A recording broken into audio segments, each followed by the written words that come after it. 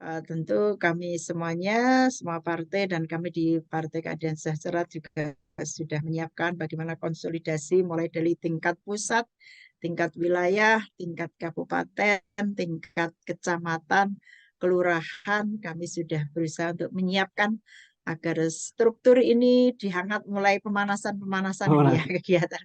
Dan ya, sudah mulai pemanasan bagaimana kita menyiapkan eh, konsolidasi dari tingkat pusat sampai tingkat ranting.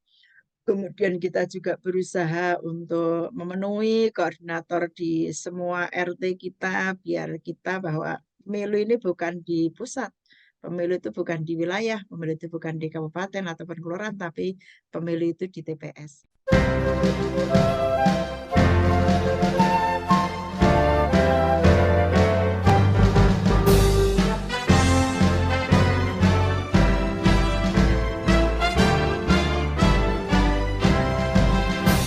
Megah berkibar menjulang ke angkasa, panji Partai Demokrat membawa pesan damai berkah rahmat ilahi untuk seluruh.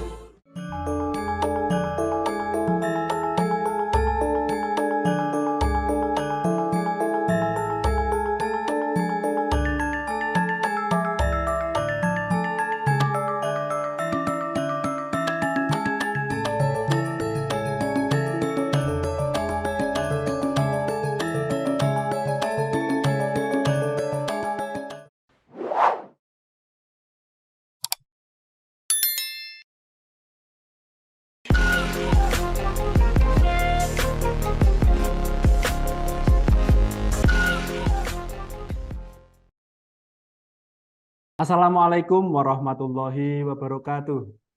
Waalaikumsalam warahmatullahi wabarakatuh.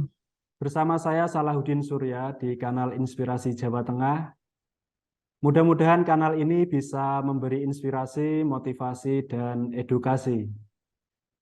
Kami sedang mempersiapkan video wawancara untuk menampilkan profil dan kinerja dari 120 anggota DPRD Provinsi Jawa Tengah periode 2019-2024. Menurut rencana wawancara ini juga akan kami bukukan. Saat ini saya sudah bersama dengan salah seorang anggota DPRD Provinsi Jawa Tengah, yaitu Ibu Hajah Ida Nurul Farida MPD. Beliau adalah anggota Komisi E DPRD Provinsi Jawa Tengah. Ibu Ida lahir di Semarang 13 Oktober 1968. Ya, betul. Sudah tua, Mas. Apa kabar Bu Ida? Alhamdulillah, baik. Sehat, Mas Surya. Mungkin pertama-tama bisa diceritakan bagaimana awal mula masuk ke dunia politik, Bu. Kemudian aktif di Partai Keadilan Sejahtera. Monggo, Bu.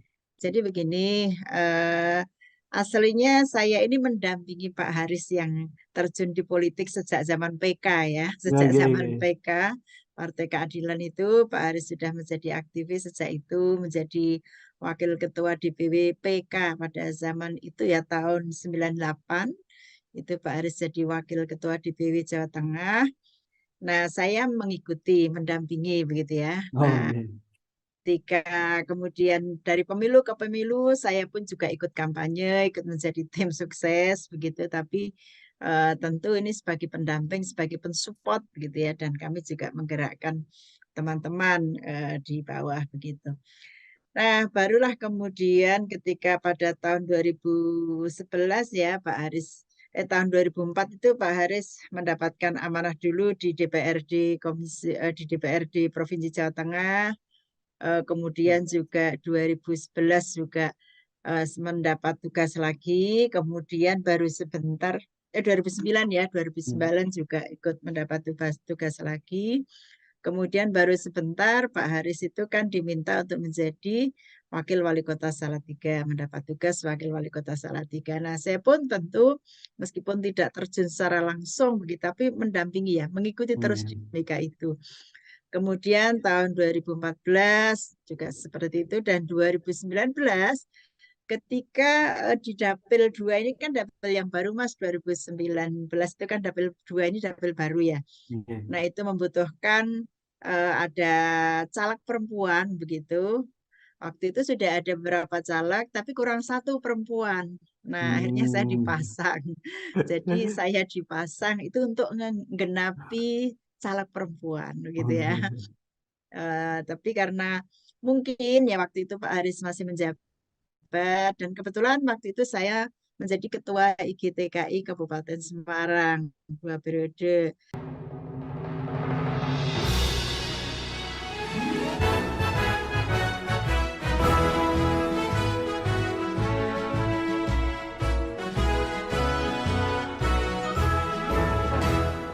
Dalam naungan ridho ilahi, marilah kita terus berjuang.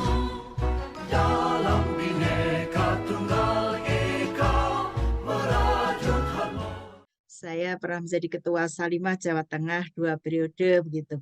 Jadi ya mungkin orang sudah teman-teman lah, teman-teman perempuan tuh sudah pada mengenal saya termasuk guru-guru TK karena saya itu sebelum terjun langsung di dunia politik kan saya ini sebagai kepala TK Mas, kepala TK selama hampir 20 tahun saya menjadi pengurus mulai dari tingkat kecamatan, kemudian tingkat kabupaten, saya ketua GTKI 2 periode, kemudian juga menjadi koordinator Karesidenan Semarang itu.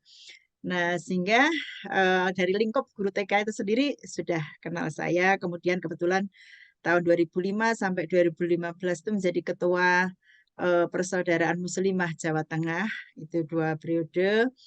Nah, sehingga ketika pada tahun 2019 diminta untuk menjadi menggenapi ya caleg perempuan di Dapil 2 ini, ya paling tidak jaringan saya sudah punya. Ada jaringan. Kemudian kebetulan Pak Haris sudah menjabat di Salatiga. Nah, faktor itulah mungkin yang saya merasa itu menjadi apa ya, menjadi apa kunci-kunci atau pundi-pundi suara saya. Jadi ada Pak Haris yang menjabat, kemudian saya sudah lama di organisasi. Nah, itu ternyata jaringan-jaringan itu ketika pemilu gitu, ketika ada saya menawarkan diri itu, oh Bu Ida gitu, udah kenal. Sudah kenal Sisi, ini. iya, sisi lain, alhamdulillah kebetulan bapak saya itu kan punya pondok pesantren yang itu juga murid-muridnya banyak tersebar di Kabupaten Semarang, Salatiga dan juga ada sebagian di Kendal. Keluarga bapak saya keluarga besar, keluarga ibu saya keluarga besar. Nah, jaringan keluarga ini ternyata juga efektif, Mas Surya, untuk menjadi pundi-pundi suara. Kira-kira seperti itulah Mas gambaran. Jadi secara tidak langsung saya terjun di dunia politik ini ya 2019 ini saya karena jadi caleg gitu ya.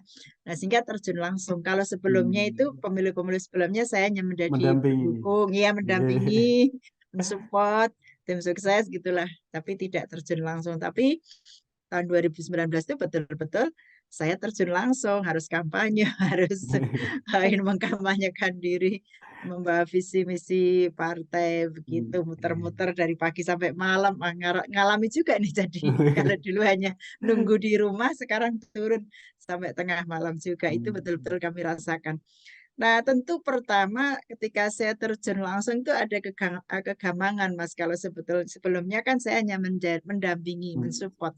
Nah, ini ketika langsung itu apa saya bisa begitu. Bahkan pertama ketika saya diminta itu saya sempat nangis. Saya nggak bisa kalau terjun. Saya nggak bisa kalau terjun langsung. Kalau saya mensukseskan orang siap. Tapi kalau ngomong pilih saya ini nggak tekan kayaknya. Nggak tekan kayaknya. Dan akhirnya Pak Aris sudahlah, wong ini namanya tugas, diperintahkan ya berangkat gitu. Siapa sih yang minta jabatan? Nggak ada yang minta jabatan. Tapi ya ini perintah, ini tugas, berangkat, Bismillah begitu. Ya pertama nangis saya, tapi akhirnya ya sudah Bismillah kita jalani dan akhirnya lama-lama menikmati Mas. Oh gitulah. Dan akhirnya Luar ya biasa. iya, jadi dengan itu saya manfaatkan jaringan-jaringan yang saya punya, ada jaringan TK, jaringan Salimah, jaringan kenalan, teman sekolah, jaringan keluarga. Ini saya manfaatkan secara maksimal. Kemudian juga dengan struktur saya maksimalkan dan alhamdulillah saya itu di nomor 4 Mas di caleg itu. Jadi bukan nomor 1 saya ini nomor 4 ya. Karena suara perempuan tambah suara perempuan tapi dengan izin Allah dan jaringan-jaringan yang kami punya dan tentu kerja keras dan doa banyak orang, alhamdulillah Allah mentakdirkan saya di DPRD Provinsi Jawa Tengah. Begitu Mas.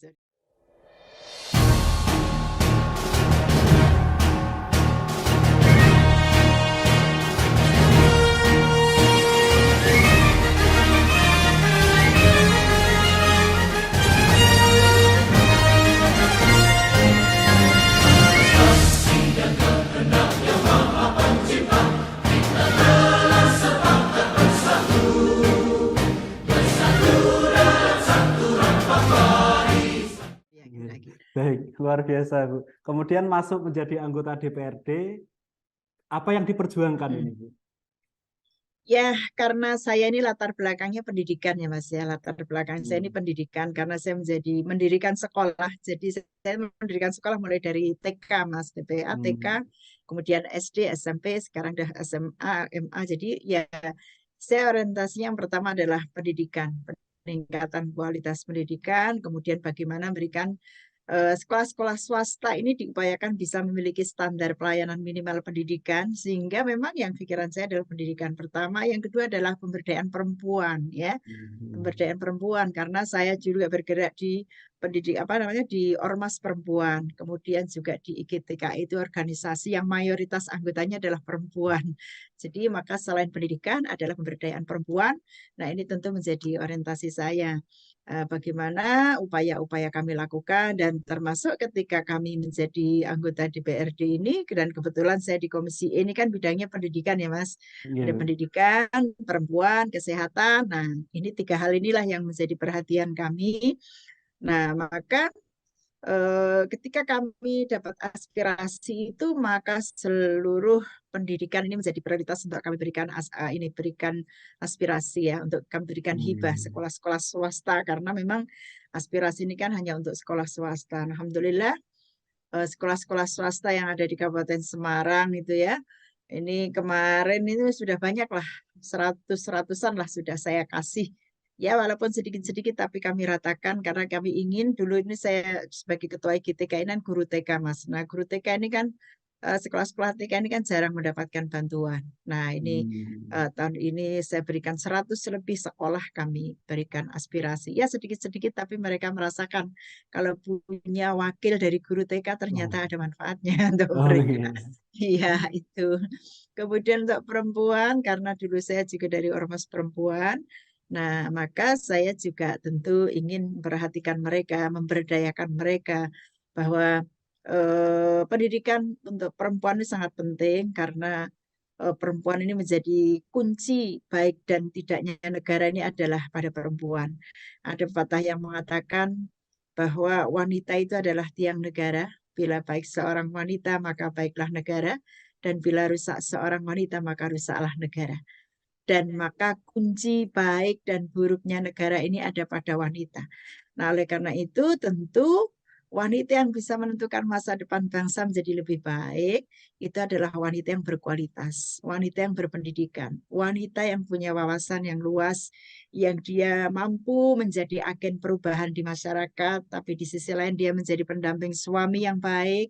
Sisi lain dia menjadi ibu pendidik pertama dan utama bagi anak-anaknya.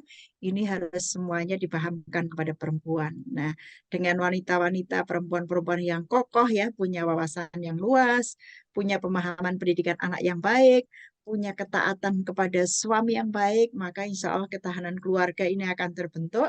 Kemudian ketika ketahanan keluarga terbentuk, maka ketahanan bangsa, masyarakat itu pun juga akan semakin kokoh. Begitu kira-kira Mas Arya. Iya.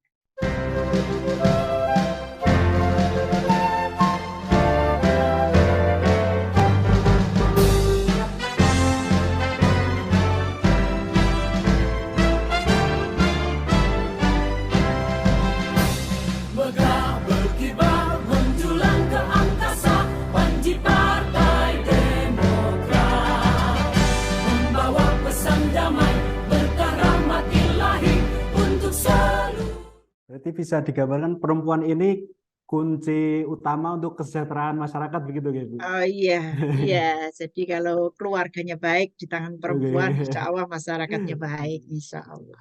Iya. Mungkin ada kegiatan-kegiatan apa spesifik itu Bu untuk pemberdayaan perempuan. Iya ada. Jadi kami ada pendidikan politik perempuan juga ada. Hmm.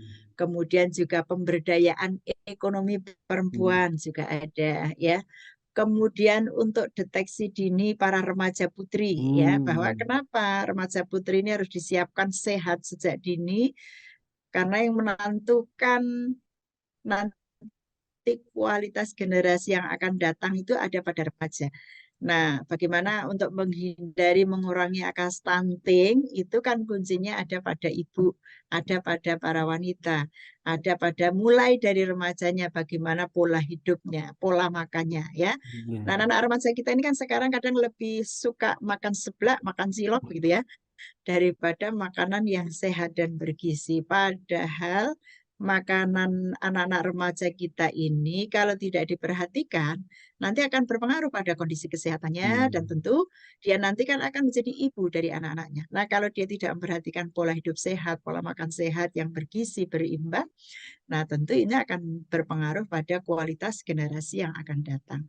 Nah, oleh Oh, karena iya. itu pendidikan deteksi dini pada usia remaja putri ini kita terus perhatikan bekerja sama dengan Dinas Kesehatan, kemudian pemberdayaan ekonomi perempuan, kami juga bekerja sama dengan DP3 AKB, Hmm. kemudian juga pendidikan politik perempuan, kita juga kerjasama dengan Kesbangpol.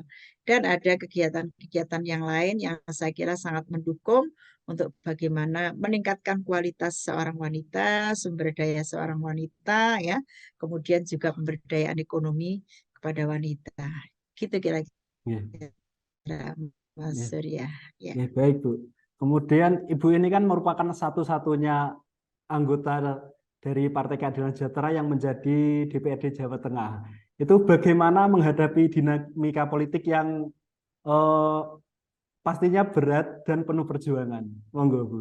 Ya, jadi saya satunya perempuan di fraksi PKS ya. Nggih. Pertama ya tentu canggung pasti ya temennya temennya laki-laki semua. Jadi kalau waktu awal-awal masuk kantor fraksi itu gimana rasanya karena semua temannya laki-laki, Nggih. stafnya laki-laki semua. Jadi ya canggung pastilah. Tapi alhamdulillahnya saya ini paling tua ini Mas. Jadinya mereka Oh. adik-adik saya, mereka adik-adik saya semua. Jadinya lama-lama kecanggungan itu hilang ya ketika tentu bersamaan dengan kegiatan-kegiatan yang kita ingin bersama-sama membangun fraksi yang sehat, kemudian juga memperjuangkan aspirasi masyarakat. Akhirnya kita bergerak dengan visi partai yang tentu kita ingin menjadi partai yang rahmatan lil alamin ya. Kita ingin berikan rahmat bagi semua orang ini, ya akhirnya kita saling bersinergi, kita saling mensupport untuk kita ini melakukan program-program di komisi kita masing-masing. Begitu, Mas. Jadi tahun pertama masih canggung-canggung lah, maka saya sering di komisi karena di komisi itu perempuannya banyak. Kalau di komisi itu kan ada Hmm. 6 perempuan. Jadi Oke. kalau di komisi ada temennya banyak. Kalau di fraksi itu gak canggung-canggung, tapi alhamdulillah sekarang sudah berkurang lah. Apalagi sekarang ada staf-staf yang perempuan di fraksi, jadi ada temennya lah gitu. Iya. Kemudian dengan banyaknya kegiatan Ibu, membina dapil dan sebagainya itu bagaimana membagi waktu dengan keluarga ini, Bu? Ya, kebetulan anak-anak saya itu sudah besar semua. Nah, itulah yang ya salah satu yang kami syukuri. Saya ini diperintahkan untuk menjadi caleg ketika anak-anak saya ini sudah besar-besar semuanya. Jadi anak-anak saya sudah 3 yang berkeluarga, kemudian 2 pada kuliah di luar kota semua. Jadi kami hanya berdua di rumah nih, Oh, iya. hanya berdua di rumah. Ya, jadi sudah tidak ada ini apa namanya istilahnya tanggung jawab saya sebagai ibu ini sudah banyak berkurang. Kemudian 2 lagi kuliah di luar kota. Jadi tugas saya untuk istilahnya ngopeni anak itu sudah banyak berkurang. Sehingga fokus. Kemudian dengan Pak Aris ya kita sudah sama-sama saling mensupport, sama-sama saling memahami. Ketika saya diamanai untuk menjadi caleg PON itu juga atas izin bahkan perintah dari Pak Haris, sehingga tentu kami saling berbagi waktu dan juga saling memberikan support. Kalau saya ada tugas-tugas, insya Allah Pak Haris memahami dan ya saling percaya, saling support, saling mendoakan. Itulah menjadi kunci bagaimana kita tetap bersama-sama membangun keluarga ini tetap dengan visi yang baik, tentang visi untuk menuju ke depan yang lebih baik. Begitu kira-kira Mas.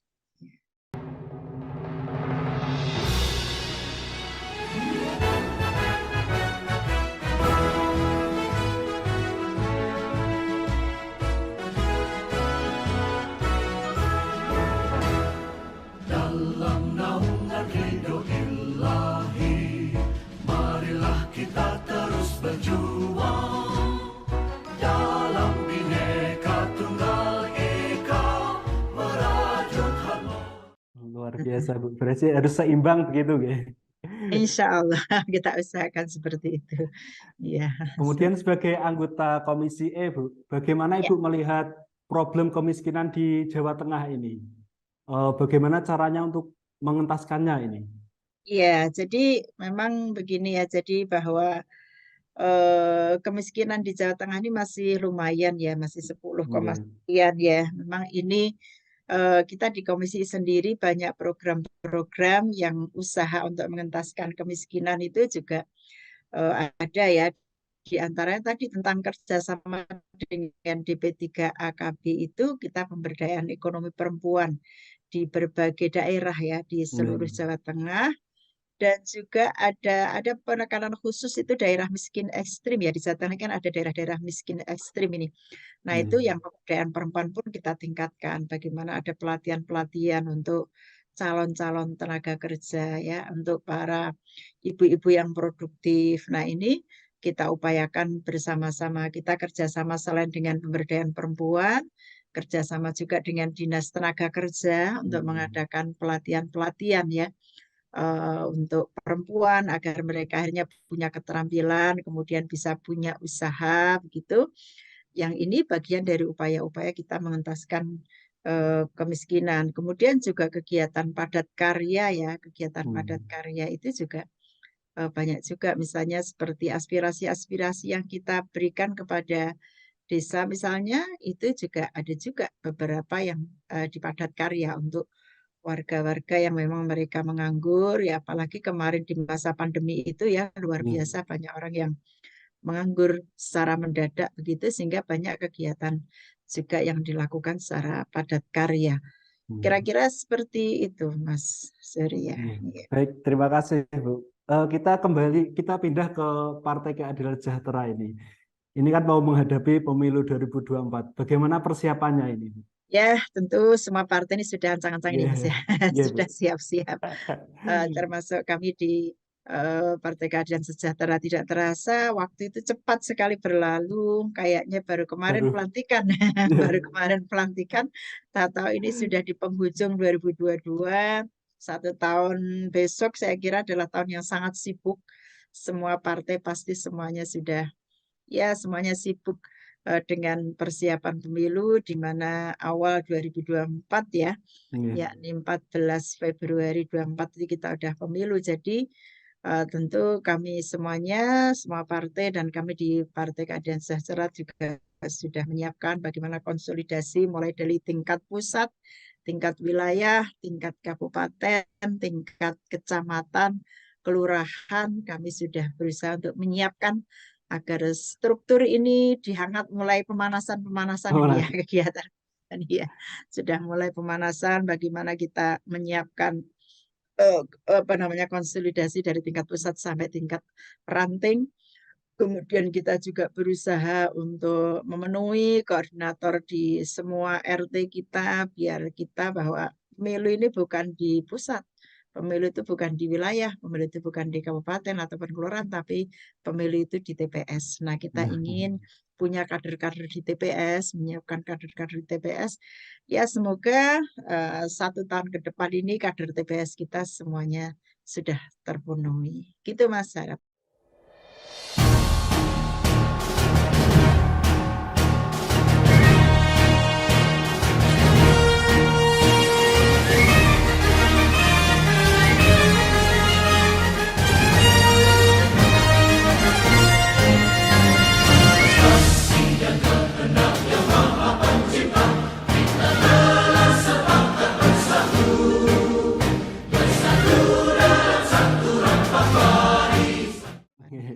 Kalau Ibu sendiri rencana tetap di DPRD Jawa Tengah atau mungkin mau pindah mau ke DPR RI atau justru ke itu eksekutif gitu? Ya saya ini kan baru belajar Mas, baru baru sekali periode ini masih belajar. Nah, insya Allah nanti pemilu 2024 ini masih diberi kesempatan untuk belajar di DPRD provinsi, insya Allah. Gitu. Iya, iya. Oke. Baik Bu, terima kasih. Kemudian Ya. ini, menurut Ibu figur yang cocok ini untuk memimpin Jawa Tengah itu seperti apa? Ya, Jawa Tengah ini kan memang luar biasa ya Mas ya. Iya, Jadi Bu. kalau kita pahami sejarah itu bahwa di Jawa Tengah ini memang luar biasa kekenalannya dengan suasana eh, merah ini luar biasa ya, sehingga tentu eh, yang kita harus punya pemimpin yang di Jawa Tengah ini adalah yang Jawani pertama ya, Oh, yang iya. Jawani, kemudian juga tentu ya Jawani, amanah, jujur ya, itu pasti. Apalagi kondisi Jawa Tengah ini adalah ya kemiskinan dibanding Jawa Barat, Jawa Timur ini kan paling JDIY itu kan paling rendah Jawa Tengah ya. Sehingga memang dibutuhkan pemimpin yang selain Jawani, cerdas, amanah itu juga punya apa ya kreasi-kreasi untuk bagaimana punya terobosan-terobosan yang bisa mengentaskan kemiskinan yang ada di Jawa Tengah. Kira-kira seperti itu, Mas. Baik Bu, terakhir mungkin ada saran atau harapan pada sistem politik, lembaga legislatif maupun eksekutif, dan tentunya partai agar benar-benar bisa mensejahterakan masyarakat begitu. Monggo Ya, Bu. ya, tentu kita pengen bahwa sistem politik ya, baik itu lembaga legislatif maupun eksekutif ke depan itu lebih berkualitas ya. Nah, terutama dari sistem mungkin rekrutmen para penyelenggara pemilu ya, Mas ya. Rekrutmen. Nah, tentu akhirnya kita ingin ya apa namanya politik yang baik yang menghasilkan. Kalau ketika inputnya baik, maka outputnya tentu juga baik. Ketika para penyelenggara pemilu ini orang-orang yang baik, yang amanah, yang jujur, kapabel, dan independensinya tinggi, maka kita berharap juga hasilnya pun akan baik. Hasil pemilu itu betul-betul ya, yang dikatakan jurdil itu betul-betul ya jujur, adil. Kalau dia luber itu ya langsung umum, bebas, rahasia, kemudian ada jurdil itu betul-betul kita harapkan. Nah ini yang kadang kita ketir-ketir itu di situ Mas. Sementara kita bersungguh-sungguh kerja keras, tapi para penyelenggara pemilunya mereka banyak yang inilah ada isu-isu yang sering kita dengar berpihak pada salah satu calon atau salah satu partai dan sebagainya. Nah ini kan sesuatu yang tentu tidak kita inginkan. Nah ke depan kita ingin hasil pemilu ini betul-betul hasil yang berkualitas, maka penyelenggara pemilunya juga harus orang-orang yang berkualitas. Begitu kira-kira Mas Surya. Ya, Ya. Bu, terima kasih. Mungkin masih ada yang ingin disampaikan kepada masyarakat begitu Bu? Ya, kami ingin mengajak pada masyarakat bahwa pemilu 5 tahunan itu adalah sesuatu yang sangat menentukan masa depan kita. Maka mari kami mengajak semua masyarakat untuk menjadi pemilih yang cerdas ya. Untuk menjadi pemilih yang cerdas begitu ya. Pilihlah orang yang berkualitas, pilihlah orang-orang yang sekiranya bisa mewakili kita, mewakili masyarakat dan membawa aspirasi masyarakat. Jangan pilih orang yang punya uang banyak begitu ya, tetapi tidak bertanggung jawab ya. Nah, syukur-syukur uangnya banyak, bertanggung jawab, baik, jujur gitu ya Mas. Tentu semua masyarakat suka. Tetapi itulah bahwa kami ingin mengajak semua masyarakat agar menjadi pemilih yang cerdas. Sehingga betul-betul ketika orang-orang itu cerdas memilih, maka dia akan memilih berdasarkan visi dan misi, tidak memilih berdasarkan siapa yang ngasih amplop, siapa yang ngasih uang, tetapi betul-betul punya visi dan misi, dan itulah yang akan menentukan masa depan bangsa kita. Kalau kita milih hanya karena amplop, amplop itu paling sehari habis. Sementara 5 tahun kita akan menderita, begitu ya. Nah, tentu mari menjadi pemilih yang baik. Pilihlah orang-orang yang betul-betul bisa mewakili kita semuanya, ya, membawa misi kita semuanya, membawa aspirasi kita semuanya, dan menjadi perubahan di masa yang akan datang. Sehingga jangan berpikir amplopnya, tapi berpikirlah orang-orang yang memang bertanggung jawab, orang yang baik, orang yang amanah yang akan kita pilih. Begitu kira-kira Mas Surya. Iya. Baik, luar biasa sekali Bu. Apa yang sudah dilakukan dan diperjuangkan. Terima kasih sekali Bu Ida, anggota Komisi E DPRD Jawa Tengah. Mudah-mudahan ini membantu masyarakat untuk memberi referensi untuk menentukan pilihannya ke depan. Sekali lagi terima kasih Bu. Wassalamualaikum warahmatullahi wabarakatuh. Waalaikumsalam warahmatullahi wabarakatuh.